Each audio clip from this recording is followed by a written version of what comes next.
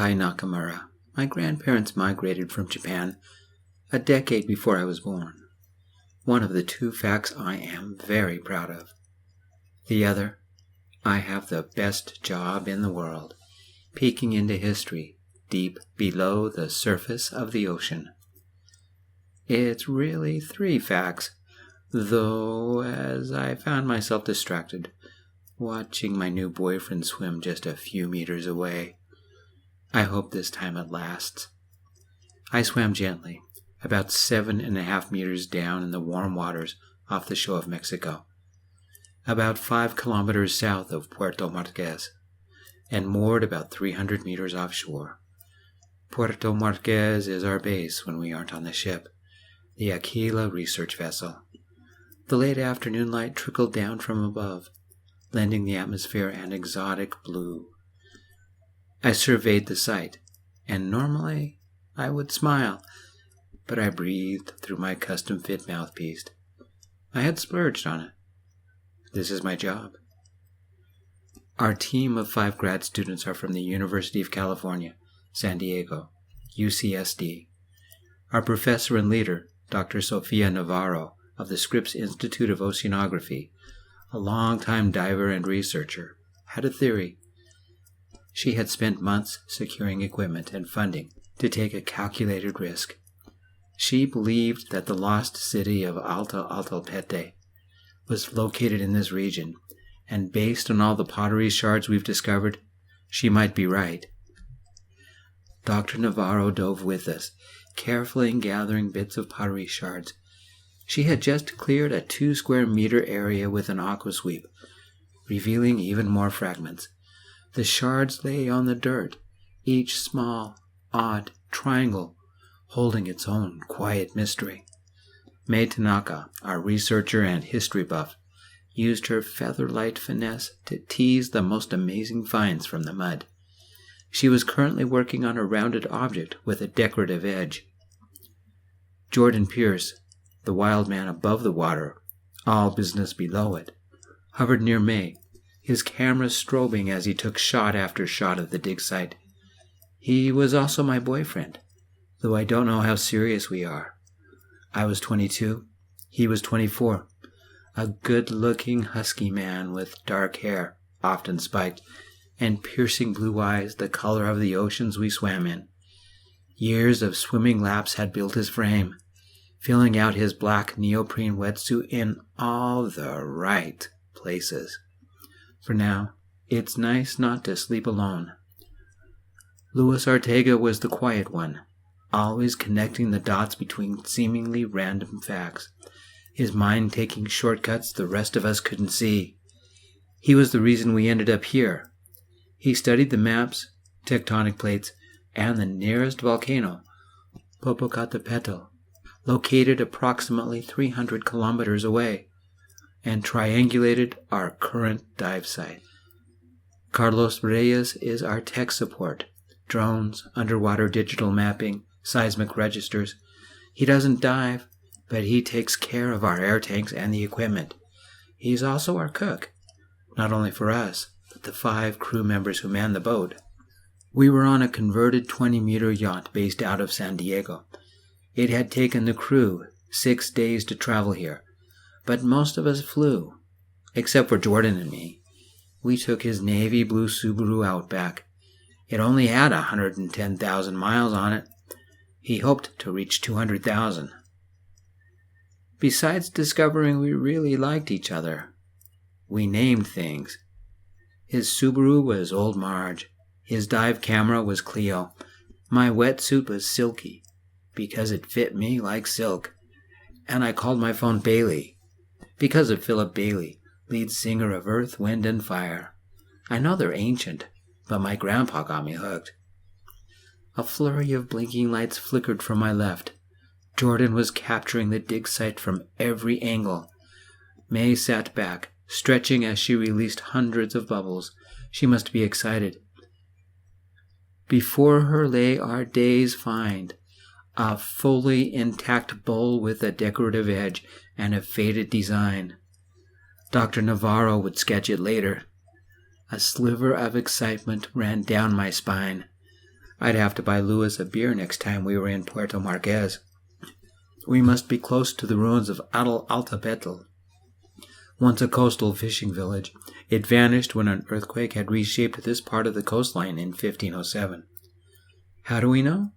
The Aztecs documented it in the Codex Telluriano-Remenses. Unbeknownst to them, the village was built on unstable ground near a fault line, where shifting tectonic plates made the region vulnerable to earthquakes. Violent tremors collapsed the coastline, and the town sank beneath the sea, burying the remnants under layers of sediment. Now, centuries later, we are unearthing the riddles of its story. After Jordan snapped what felt like 1,000,000 pictures, we all clustered around May, the clear waters warm around us. Jordan's eyes widened, his expression close to laughter. With a brush as soft as a cotton swab, May brushed off the remaining sediment and attached the artifact to a buoyancy bag. Once Dr. Navarro had checked it, the bag slowly floated upwards. Dr. Navarro checked her dive watch and pointed upwards. The day was done. We floated alongside the buoyancy bag, not because we were worried about decompression. We were well within the no decompression zone, but because none of us wanted to let the precious cargo out of their sight. Our converted yacht, the Aquila research vessel, floated above us. We surfaced first, climbing aboard the dive platform and helping each other remove the air tanks and masks. Jordan left to get the preservation tank, while I helped Dr. Navarro climb up and May stabilized the artifact. Jordan returned with one of the crew, both carrying the preservation tank, now filled with water. Underwater artifacts can crumble if exposed to oxygen. Only trained conservationists can safely remove it. Jordan set the preservation tank on the ground, and May quickly transferred the pot. Once everyone was on board, we all breathed a sigh of relief. The day had been a success. We all showered and changed into shorts and t-shirts, the tension of the day fading as we raided the mini-fridge for a Corona. Dr. Navarro leaned back, sketchbook in hand, and began sketching the pot with as much detail as a photo. "What do you think we'll find down here?" Louis asked, pouring himself a cup of coffee. Carlos poked his head out of the tiny kitchenette. "Who knows? You remember that story of the Japanese ship back in 1832? It got blown way off course, and 14 months later, it ended up in Washington." Without looking up, Dr. Navarro brushed something from her drawing and said, "The ship was the Hojan Maru, and it was a typhoon, left the ship without a rudder. Only 3 crew survived." Something delicious and spicy scented the air. Carlos had prepared a tray of cheese and onion enchiladas with a homemade enchilada sauce and a fresh salsa made from tomatoes, black beans, avocado, onion, and red serrano. He was our unofficial dad, fussing over us as much as any mother hen. May sat back, tuning her guitar as we ate. A light eater, she had just 1 enchilada with half a dozen chips and a small dollop of salsa. Jordan was the complete opposite. His plate held 5 enchiladas, with a separate dish for chips and salsa. When I looked at him, he shrugged. "Diving makes me hungry." Everybody else had 2 or 3. The satellite phone rang. Not an uncommon occurrence, but enough to startle us.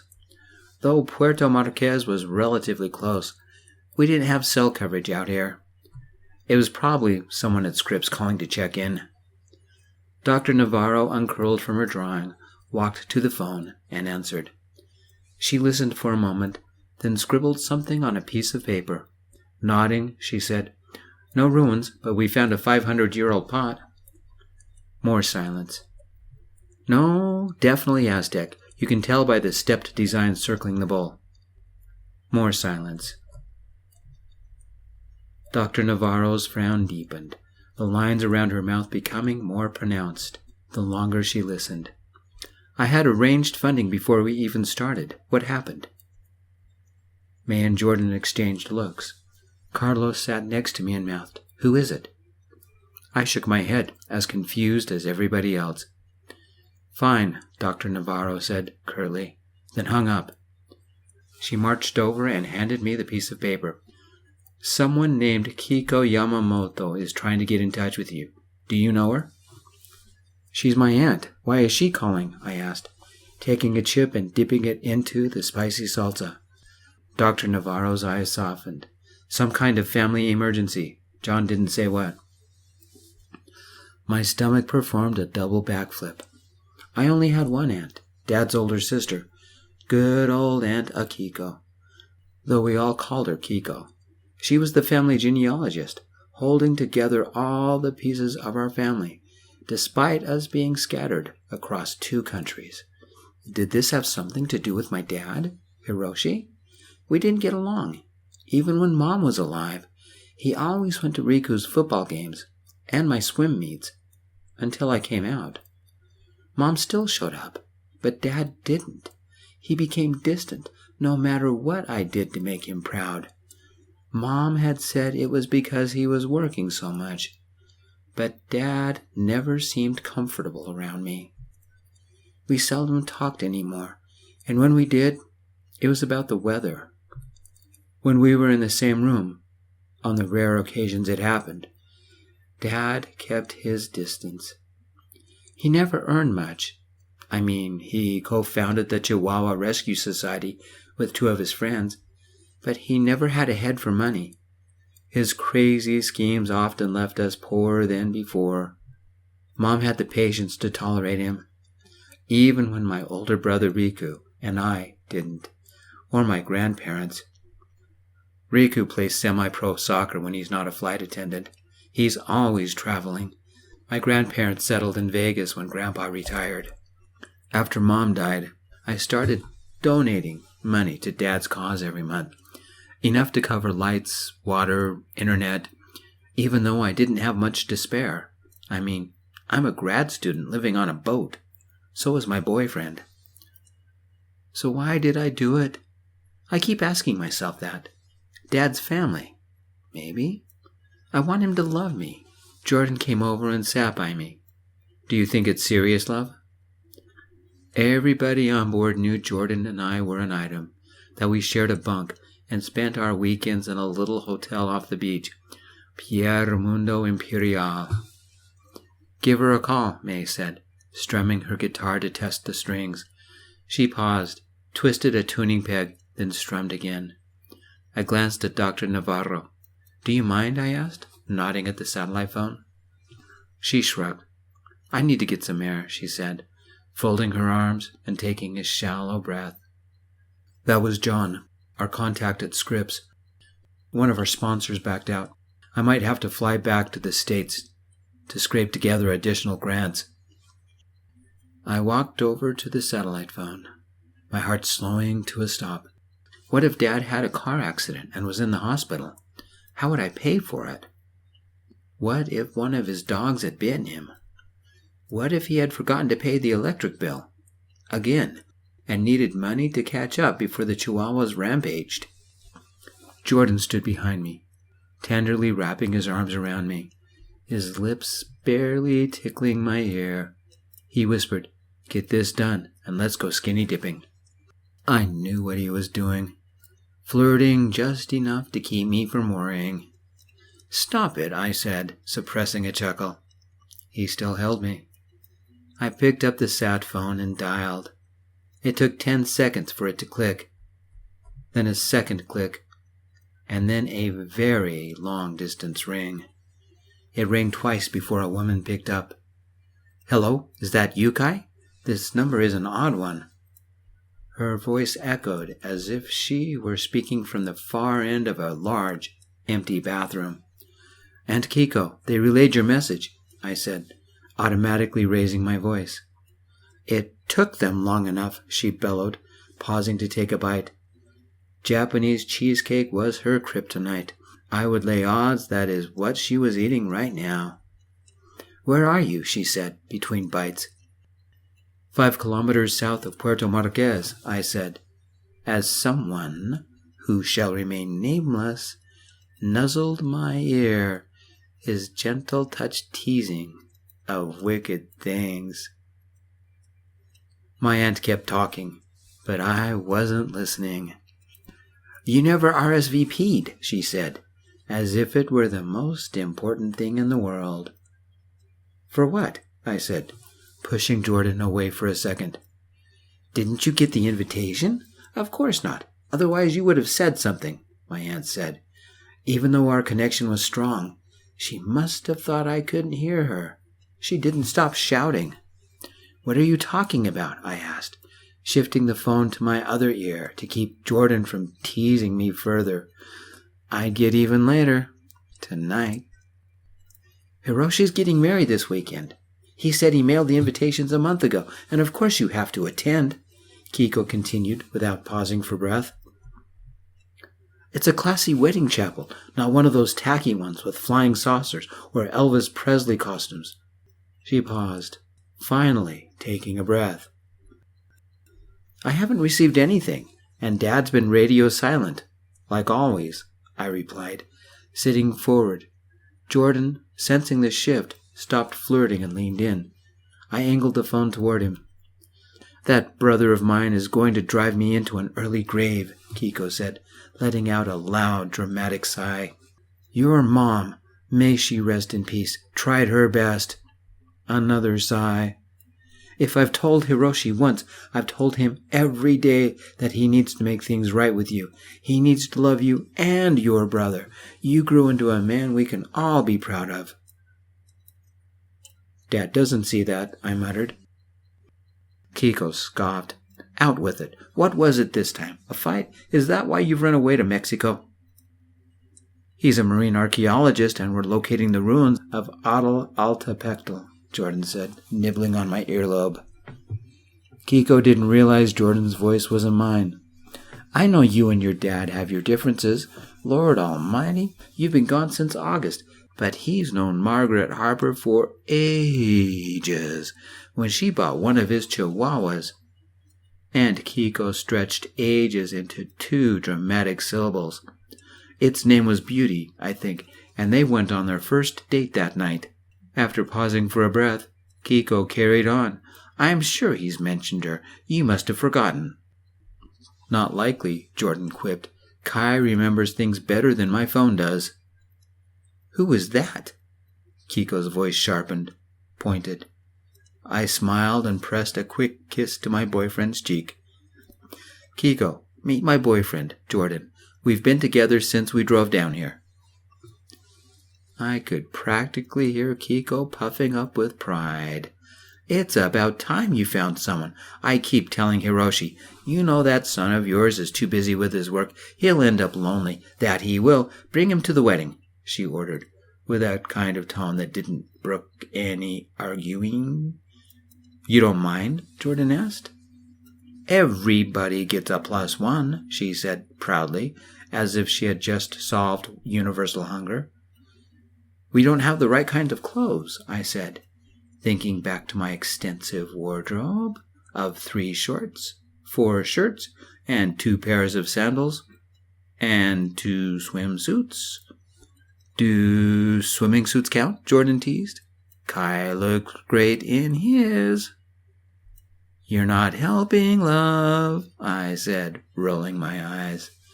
Jordan always knew how to make me smile. "Just wear something," Kiko said. "We'll just be glad to see you. And don't worry about gifts. Heaven knows the Harper family has everything." "Is Dad becoming a Harper, or is Margaret becoming a Nakamura?" I asked, trying to make conversation. Aunt Kiko paused, reading the invite, I assumed, before she said, "I can't tell." Dr. Navarro tapped her wrist. "Time's up," she mouthed. She was right. Scripps was paying for this phone call. "Gotta go," I said, "before this gets expensive. I'll try and be there this weekend." After the call, I looked at Jordan, then at my friends, who had been listening in. Jordan and I stepped outside, settling on the dive platform, our legs dangling in the ocean. We talked. We flirted a little. stealing kisses between words.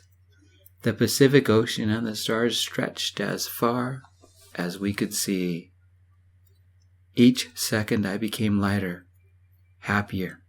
I held him tight, feeling his warmth, tasting the salt on his lips, the promise of love in the strength of his arms. The sound of the waves lapping against the hull, the sound of a fish splashing about, the smell of Carlos's enchiladas made this moment one I would remember for the rest of my life. Jordan laid his head on my shoulder. I wrapped my arm around his shoulders. Somewhere, far above, a gull cried, "I loved this man. I hope it lasts." The next morning, we set sail back to Puerto Marquez. Dr. Navarro to catch a flight, me and Jordan to make the long drive to Vegas, and Louis, May, and Carlos to take a few days off. We'd all meet up again in a week. I didn't look forward to the long drive until we arrived in a city called Hermosillo, capital of Sonora, a state in Mexico. We checked into a cheap hotel, the Hotel Brisa del Pacifico, and went for a walk. A little taco stand was open next to the park, its warm glow and gentle music lulling us in. We dined on Sonoran tacos, corn tortillas filled with carne asada, onions, cilantro, and a squeeze of lime. We topped that off with a plate of yellow rice and wandered to another stand to finish the night with deep-fried horchata ice cream, crisp and golden, dipped in a fresh caramel sauce. A trio of mariachis sang nearby, strumming the guitars, their voices weaving through the night air. A serenade of love, of life, of the thrill it could hold. We wandered, drawn in by the music, leaning into each other, simply reveling in the feeling of being alive. The next morning, we woke early to a vivid golden sunrise, painting the city with its soft light. We stopped by a bustling cantina and savored cups of café de olla, a delicious dark roast sweetened with pure cane sugar and Mexican cinnamon, before we began the 12-hour trip to Vegas. We arrived in Sin City a little after 8 that night, too late to crash the pre-wedding dinner. I called Kiko, voicemail. Same with Dad. My brother finally answered, but a celebratory toast drowned out his voice. I had barely yelled my name when he promised to call me back later. I took Jordan to Gordon's Gourmet Burgers, and we shared a nuclear cholesterol bomb, a 36-ounce ground sirloin burger topped with a generous amount of Cholula hot sauce, jalapenos, tomatoes, lettuce, and a double dose of pepper jack cheese. It arrived with the mound of their infamous spicy jalapeno cheesy fries, dangerously radioactive and utterly impossible to resist. The first bite made my mouth blaze. By the third bite, my eyes watered. By the 10th fry, we were both ugly crying. Jordan flushed firecracker red, coughing between bites.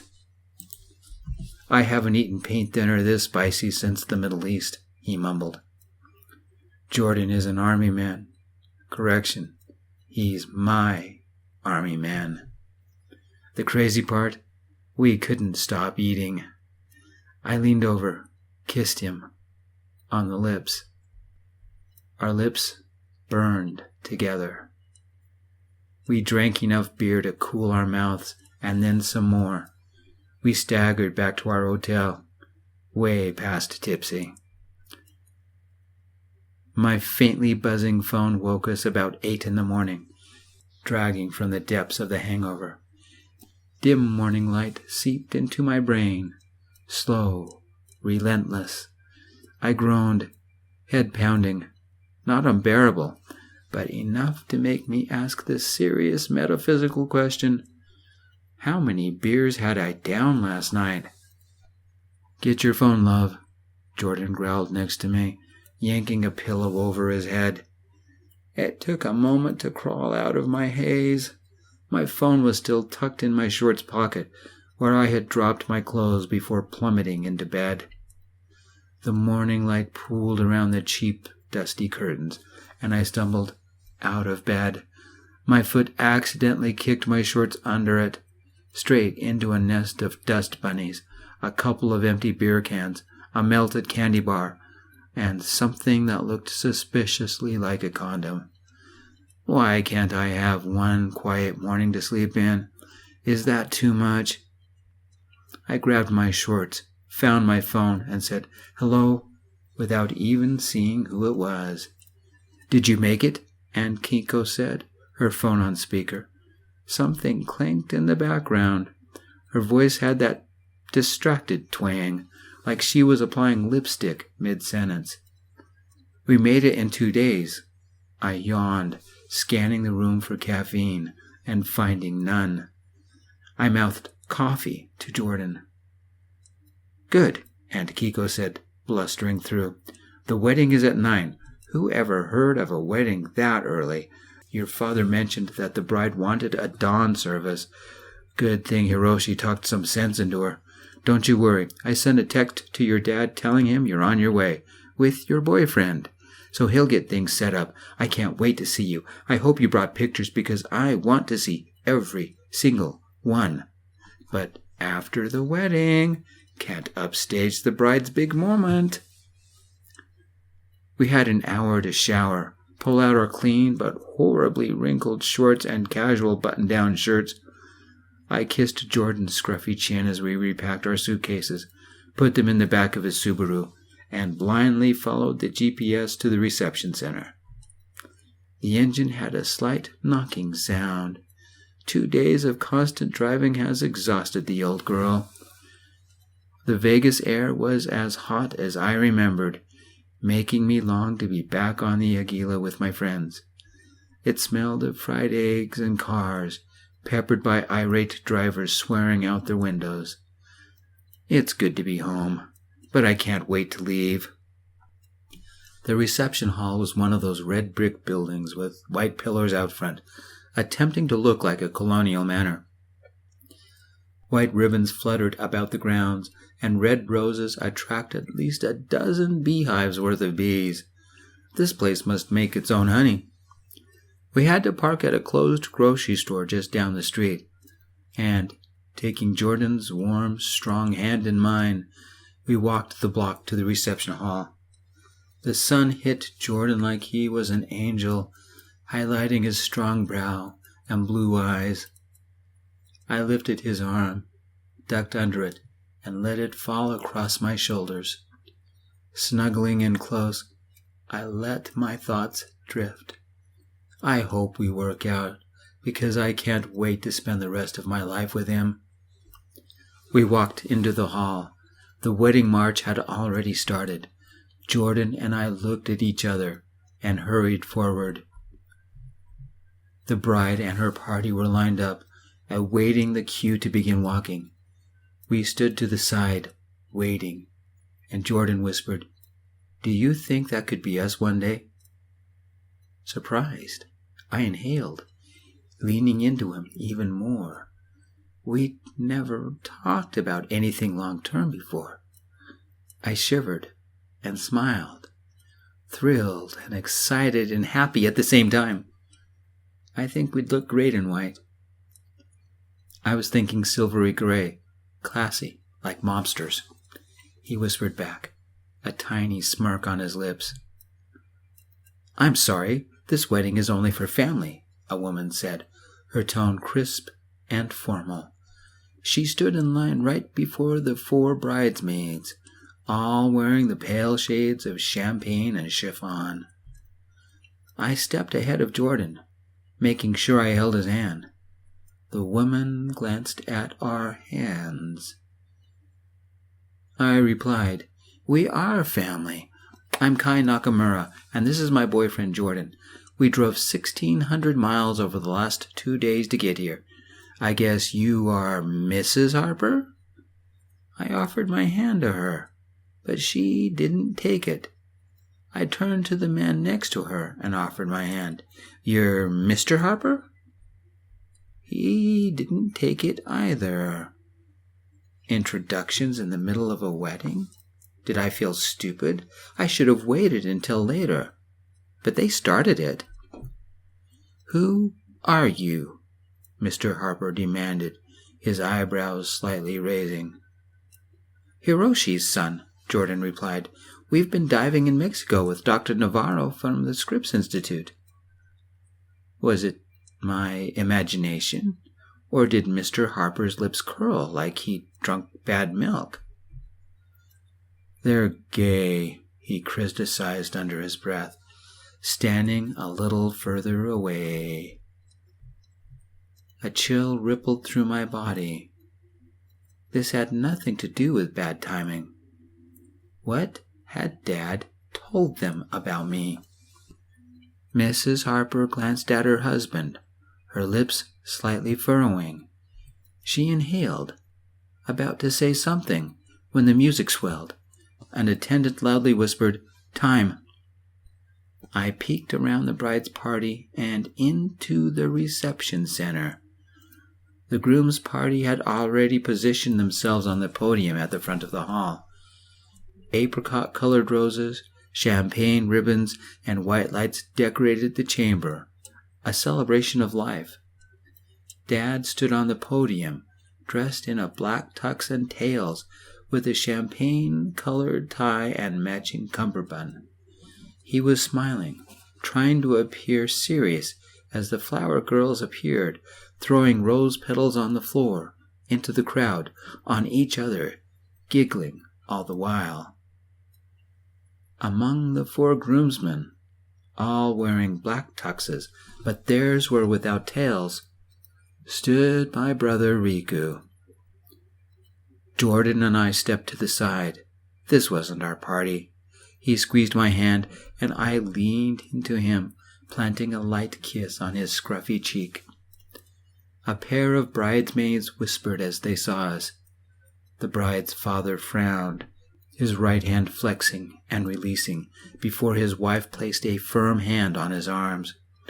The bride, a middle-aged woman in a beige knee-length dress with a stylish hat and a veil that barely covered her face, had overheard us. Mrs. Harper turned sharply to stare at the bride. "Did you know?" she snapped. The bride curtly mouthed no, her eyes narrowing as she shot a fiery glare at Jordan and me, the unspoken accusation clear. How dare they invade my wedding? The music squelched to a stop. Heavy footsteps pounded from the front of the hall, and a moment later, my older brother Riku sprinted towards me, laughing. He threw his arms around me in a tight hug, gripping me hard. "You had better have brought pictures," he yelled, his laughter bubbling out as he half lifted me off the ground. We hugged, and I said, "My boyfriend, Jordan, where are you coming in from?"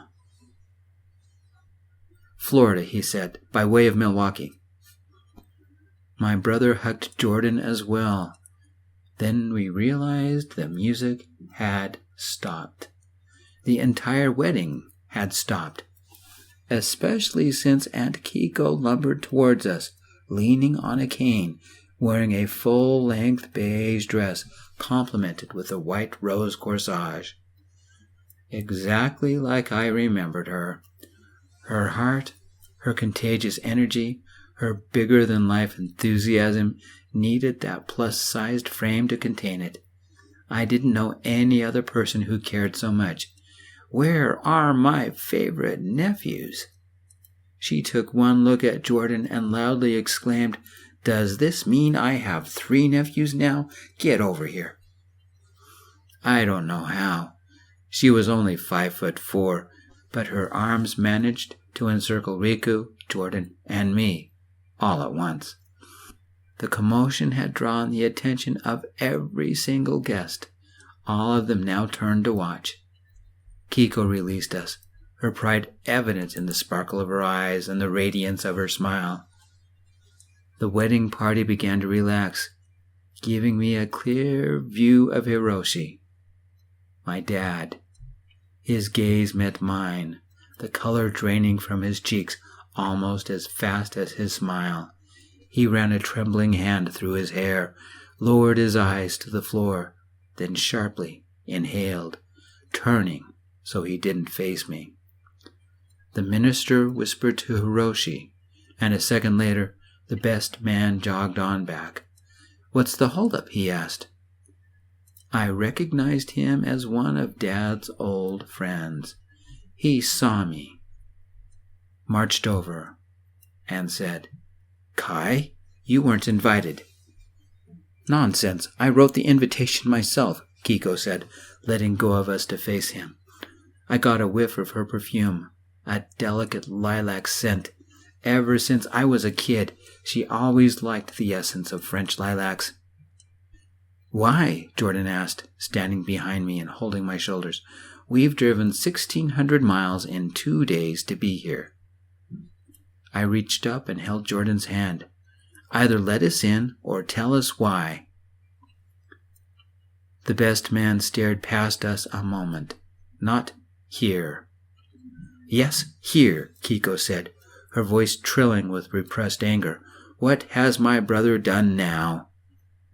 "It's not Hiroshi who's at fault," the best man said, removing an invitation from his pocket.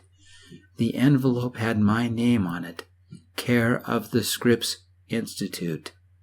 "It's Kai's fault." "You never mailed Kai's invite?" Kiko's voice sounded incredulous. "Do you know how long it took me to track him down? How to even mail it to him? Why?" I swallowed, hard, unable to speak. "Just like Dad always did. He sent someone to tell me bad news. It hadn't been Dad who told me when Mom had died. I had been a senior in high school. Instead of Dad coming himself, he had the vice principal call me into her office and tell me. Riku had stopped by the high school later to pick me up. Not Dad. Bad news was on its way, dressed in a tuxedo with a champagne-colored tie. Dad did it again, and he sent the best man in his place. What makes me so scary? Confused, I sighed and waited. Riku glanced at me, an eyebrow lowered. Don't look at me. I have no idea what he's talking about. The best man must have come to a decision. He met my eyes, his gaze steely and hard. There's no way to say this easily, so I'll come out with it. Kai, you embarrassed your father. Always have. The night you came out, he came to the bar and wept. Literally wept. Wondered where he had gone wrong as a father. Kept going on about what happens when the neighbors found out, or worse, when the family found out. You've become a disgrace to the family, and he hoped you'd take the hint and stay in Mexico, never coming back. He considers you the family shame. Time stopped. I stopped breathing. I stopped listening. I stopped moving. I stopped feeling. I stopped. Numb. Gray. Trapped in that zone between emotions, knowing that in a second it's going to hurt. What? Riku said. My ears began to ring, drowning out the sounds as the wedding march started back up. Of all the, Jordan said, followed by a lot of swearing. Army guys know a lot. My head swam, and I would have fallen if Jordan hadn't been holding me up. Kiko opened her mouth to yell and closed it again, her face turning pink. For the first time since I'd known her, she couldn't spit a word out. My life made sense. Dad was ashamed of having a gay son. The reason Dad stopped hanging around me. The reason he spent more time at work or at the bar and rarely came home. When he did, he went anywhere I wasn't. The remembered confusion and sadness surfaced. My hand gripped Jordan's, turning white from all the pressure. Dad never came to my graduation, either high school or when I got my undergraduate degree in science. He never came to any birthday, never bought gifts, and only gave one-word answers when I called. The pain hit, a knife stabbing me in the center of my forehead. My eyes didn't just burn, they felt like lava was about to seep out. "I think it's best if you go," Mr. Harper said, his voice firm and cold. "We don't want you here, or your boyfriend." I expected the pain to last. Maybe it will. Instead, my soul took refuge in the warmth of Jordan's breath on my neck, the strength of his arms about me, his steadfast presence behind me. His love held the shock, the pain, the torment at bay, a shield against the caustic barbs of my father. In spite of the wedding march playing, all eyes were on Riku, Kiko, Jordan, and me. Everybody in their tuxes and expensive gowns had heard everything. A couple of women whispered something nearby. The Harpers looked at me, waiting for me to leave. I wasn't done. Jordan's love had given me the determination to stand up for myself. These people would hear a little more, whether they wanted to or not. I didn't raise my voice, but looked straight at my dad. He flinched away, looking at something I couldn't see. I raised my voice, loud, but not yelling. "Jordan, I never told you this, but I was always proud of my dad. Growing up, he did his best to provide for us, even working at the mini-mart and as an accountant during tax season, at the same time." I looked at the Harpers and remained steady. He had a lot of strange ideas, but he did his best to make them work. I think the Chihuahua rescue mission might have been his best, and I've never regretted donating to it. I won't stop, because I believe in what he's doing. My life didn't go like he expected, but it's my life, and I'm proud of who I am. I wish that my dad would be as proud of me as I am of him. I turned to leave, taking Jordan's hand. "Dad, I wish you all the best. When you stop being ashamed of me, you have my number." The hall had gone completely silent, save for a crying baby in another room. Mr. Harper folded his arms, staring me down. Mrs. Harper pointed to the door, tapping her foot. Hiroshi, my dad, glared at me. I bet he hated me because I had just ruined his big day. Did he expect me to hate myself too, or be ashamed of who I am? Not a chance. Jordan, his voice filled with love, whispered so that only I would hear. "If Hiroshi won't accept you, just know that I do, for the rest of my life." The bride-to-be quietly stated, "Just go before you ruin the entire wedding." The best man, frowning, quietly said, "You know where the door is." I did. Jordan and I went out to breakfast, joined by Riku and his family, Kiko and her family, and several cousins I hadn't seen since last Christmas. The next day, we drove back to Puerto Marquez, stopping by for a day in Acapulco. We picked up Dr. Navarro at Acapulco International Airport before taking the Avenida Escenica down to Puerto Marquez, only a half-hour away. The crew waited for us on the Aguila, Carlos, Luis, and May. We weren't blood-related, but they accepted me like my father hadn't. "You guys ready to get back to work?" Luis said, unrolling a map. "I've fine-tuned my theories, and I know right where downtown Altepectl is. It's time to change history." Jordan led me to our bunk to get changed. It's good to be home.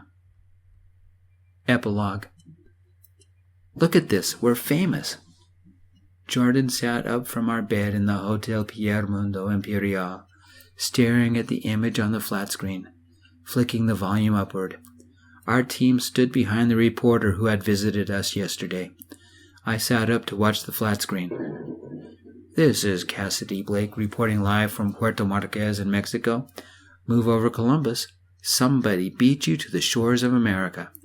I'm on the Aquila research vessel, just inches away from what could be the find of the decade. Standing with me are the team of marine archaeologists responsible for the discovery. The camera zoomed in on the group of 5 of us standing on the deck of the boat. Me, holding Jordan's left hand, feeling the weight of the gold band on his ring finger. Carlos, May, and Louis next to us. Behind us, the ebb and swell of the Pacific Ocean pulsed in a gentle rhythm. The sky had darkened as sunset approached. Let me present Kai Nakamura, the diver who led this remarkable team. Would you introduce everyone, please? I leaned into the microphone, smiling like an idiot. This is Jordan. He's my boyfriend, and our underwater photographer. Carlos is our tech expert. May is our researcher, with the delicate touch needed to pry the statue out of the mud. And Luis, he is the guy who looked at all the data and suggested this site as the most likely. Set the stage for our drama. It was May who answered. In the year 1474, during the later part of the Muromachi period, the daughter of Ouchi Masahiro, Princess Ouchi Haruyo, was wed to the Shugo daimyo Shimatsu Tadakuni. To seal the union between their 2 clans, she set sail with her entourage aboard the Takasago Maru, along with a dowry worth a fortune. The image shifted to a stock picture of a royal boat from the feudal era. I sat up and kissed Jordan's shoulder. Carlos took over. Princess Haruyo never arrived. What happened to her remained a mystery, until now. Luis stepped in. We believe a late-season typhoon damaged their ship and threw it far off course. It must have been caught by the Kuroshio current, the legendary black current, which carried it to North America, where it eventually landed at Altapetl. That's where you were diving? Cassidy asked. That's right, Jordan had said. It was a small fishing village near Puerto Marquez. May spoke up. A journey that should have been no more than a few weeks turned into a journey that lasted 6 months or more. It's a miracle any of them survived. There are people out there who would ask how you know for sure, Cassidy asked. Japan is 7,000 miles from here. Look at me on the tube. I had sand smudging my face and my hair stood on end. I continued, smiling and trying to be professional at the same time. Cassidy, we were working on the ruins of Altapetl, a village destroyed in the earthquake of 1507, when we unearthed a stone temple or shrine of some kind. We found several artifacts, including this. The camera shifted to a small metal statue, refined, delicate, definitely Asian, with small golden glints peeking through the grime, sitting alone in a temperature-controlled aquarium. This is the goddess Amaterasu, made of solid gold with a couple of inlaid jewels, a good representative of the Muromachi period craftsmanship. What makes you believe it's from the Takasago Maru? The reporter asked. The inscription on the bottom, May said. Carlos stepped forward. We scanned the symbols and used AI to decode the inscription. It reads, Ouchi Haruyo, may the goddess bless you on your wedding. The camera focused on the reporter. There you have it, a 500-year-old mystery solved. But it asks other questions. What happened to the brave souls on board? Did any survive? And where's the rest of the dowry? The dowry that could rewrite history as we know it. The answers are lost in the deep. Jordan clicked the TV off and slid closer to me.